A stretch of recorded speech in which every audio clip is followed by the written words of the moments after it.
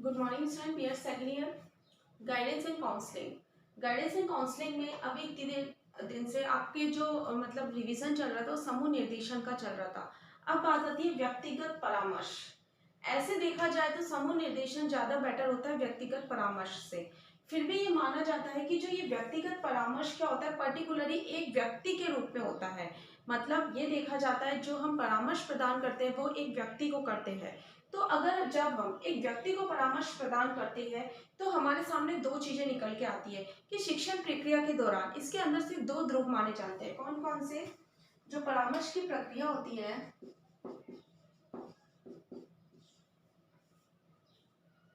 परामर्श की जो प्रक्रिया होती है वो किसके माध्यम से होती है? परामर्श की प्रक्रिया होती है परामर्शदाता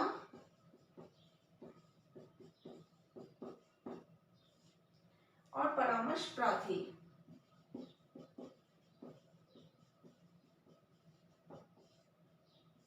ये दोनों शिक्षण प्रक्रिया के कितने ध्रुव होते हैं? दो ध्रुव होते हैं, जिनके मध्य क्या होती है, जिनके मध्य शिक्षण प्रक्रिया संभव होती है। मतलब शिक्षण परामर्श की जो प्रक्रिया है वो इन दोनों के मध्य ही क्या होती है, कंप्लीटली होती है। तो ये माना जाता है कि जब व्यक्तिगत रूप से हम कोई परामर्श देते हैं तो बच्चों के अंदर क्या मतलब क्या विकसित होता है, समायोजन योग्यता, समायोजन की योग्यता को विकसित किया जाता है। समायोजन की योग्यता किसके अंतर्गत? परामर्शदाता और परामर्श प्रार्थी की जो समायोजन योग्यता है, मतलब जो परामर्शदाता द्वारा परामर्श प्रार्थी जो होता है उसके मतलब वो किस प्रकार समायोजित हो सकता है इसके लिए।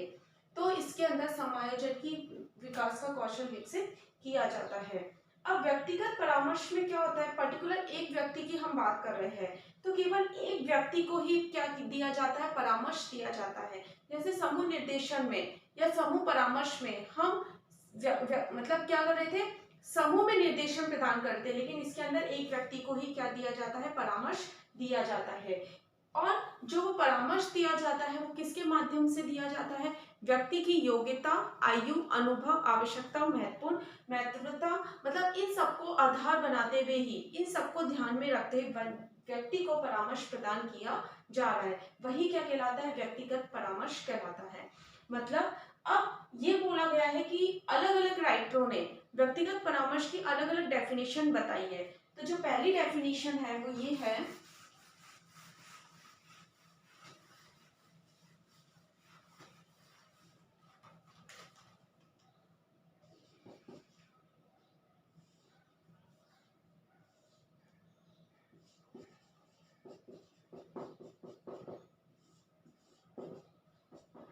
पहली डेफिनेशन है प्रोफेसर श्री कृष्ण दुबे।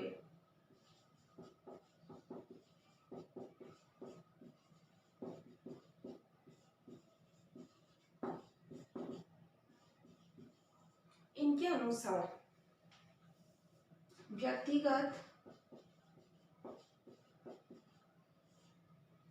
व्यक्तिगत परामर्श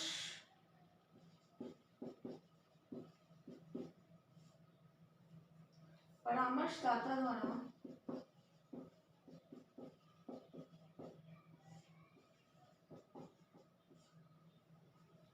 परामर्श प्रार्थी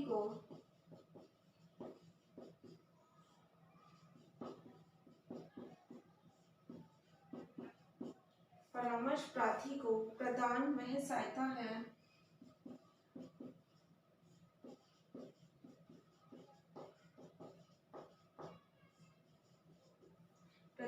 सहायता है जो कि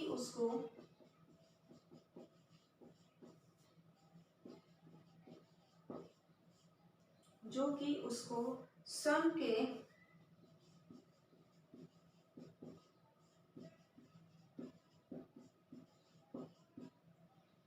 के समझने में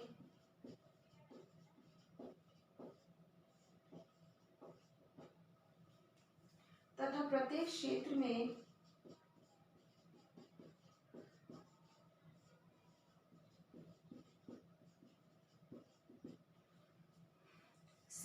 समायोजन करने में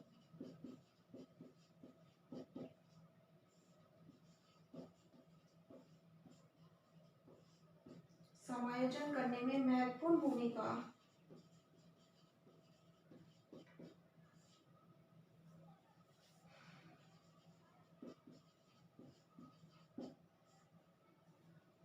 का निर्वहन करती है।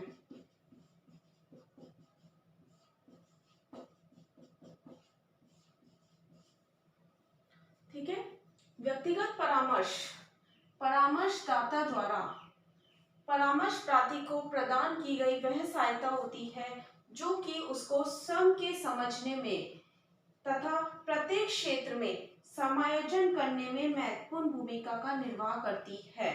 मतलब व्यक्तिगत परामर्श का यह उद्देश्य है कि हम पर्टिकुलर किसी भी व्यक्ति को एक व्यक्तिगत रूप से क्या दे रहे हैं, सहायता दे रहे हैं, और कौन सी सहायता दे रहे हैं, उसकी समस्याओं के समाधान को सुलझाने की, मतलब उसकी समस्याओं के समाधान के लिए, मतलब वो एक तरह से दूसरों के साथ समायोजन स्थापित करते हुए कठिन से कठिन परिस्थितियों का सामना कर सके, इसके लिए हम उसे व्यक्तिगत परामर्श देते हैं। इसी के साथ साथ वो स्वयं को भी समझे, वो स्वयं के अंदर अगर किसी के अंदर आत्मविश्वास की कमी है तो वह जब परामर्शदाता द्वारा उसको एक मोटिवेशन मिलेगा तो वो उस आत्मविश्वास को दूर करा जा सकता है, उसके माध्यम से वो आत्मविश्वास को दूर करेगा। तो व्यक्तिगत परामर्श तो प्रोफेसर श्री कृष्ण दुबे बोलते हैं कि एक प्रकार की सहायता होती है जो परामर्शदाता द्वारा परामर्श प्रार्थी को दी जाती है, जो कि उसको स्वयं के समझने मतलब परामर्श प्रार्थी को समझने में तथा प्रत्येक क्षेत्र में समायोजन करने में महत्वपूर्ण भूमिका का निर्वाह करती है। फिर नेक्स्ट आता है इसके अंदर दूसरी डेफिनेशन,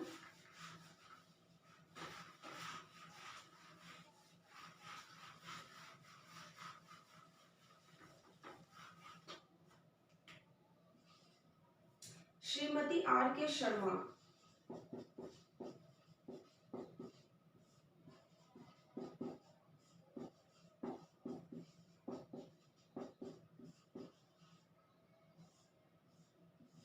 इनके अनुसार क्या व्यक्तिगत परामर्श का आशय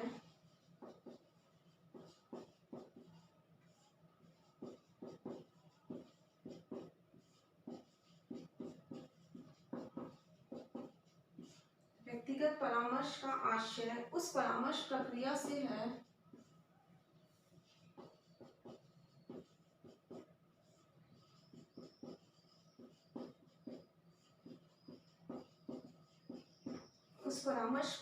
है जो व्यक्ति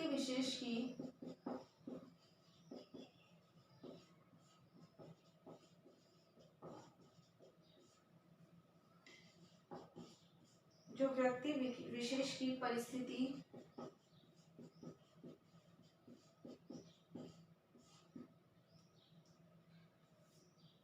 आवश्यकता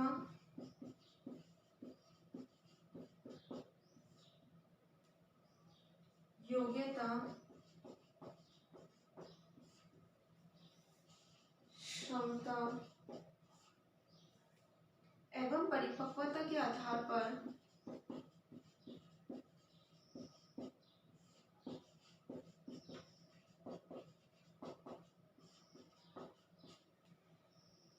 परामर्शदाता द्वारा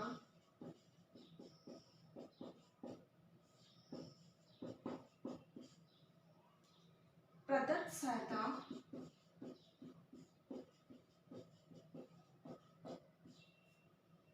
एवं मार्गदर्शन के रूप में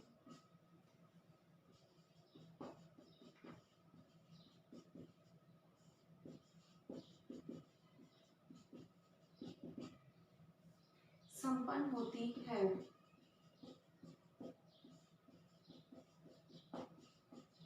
देखो, श्रीमती आर के शर्मा कहते हैं, श्रीमती आर के शर्मा के अनुसार मतलब वो कहती है कि व्यक्तिगत परामर्श का आशय उस परामर्श प्रक्रिया से होता है। परामर्श प्रक्रिया मतलब जो परामर्शदाता द्वारा परामर्श प्रार्थी को दी जाती है कक्षा कक्ष में या किसी भी जगह पे, जो व्यक्ति विशेष की परिस्थितियां आवश्यकता योग्यता क्षमता एवं परिपक्वता के आधार पर परामर्शदाता प्रदत्त सहायता एवं मार्गदर्शन के रूप में संपन्न होती है। मतलब मैंने आपको बताया था कि विद्यार्थी किसी भी परिस्थिति का सामना कर सके, उनकी आवश्यकता, योग्यता और अनुभव और उनकी मैच्योरिटी के स्तर के अनुसार क्या देते हैं, हम उन्हें एक सहायता देते हैं जो हम उनके लिए क्या कार्य करती है, मार्गदर्शन का कार्य करती है। इसलिए श्रीमती आर के शर्मा कहती है कि व्यक्तिगत परामर्श का आशय उस परामर्श प्रक्रिया से जो व्यक्ति विशेष की परिस्थिति, आवश्यकता, योग्यता, अनुभव एवं परिपक्वता के आधार पर परामर्शदाता प्रदत्त सहायता एवं मार्गदर्शन के रूप में संपन्न होती है। तो व्यक्तिगत परामर्श क्या होता है कि किसी विद्यार्थी को समायोजन के लिए प्रेरित करना और एक तरह से उनकी हर समस्या का समाधान करने के लिए उन्हें स्वयं को समझने में सहायता करना ही क्या कहलाता है, व्यक्तिगत परामर्श कहलाता है। ये आपकी व्यक्तिगत परामर्श की अवधारणा हो गई। जो विशेषता है मैं आपको नेक्स्ट वीडियो में करवाऊंगी।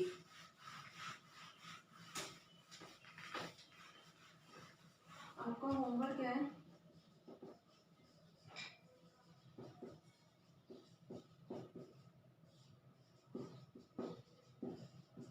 व्यक्तिगत परामर्श की अवधारणा को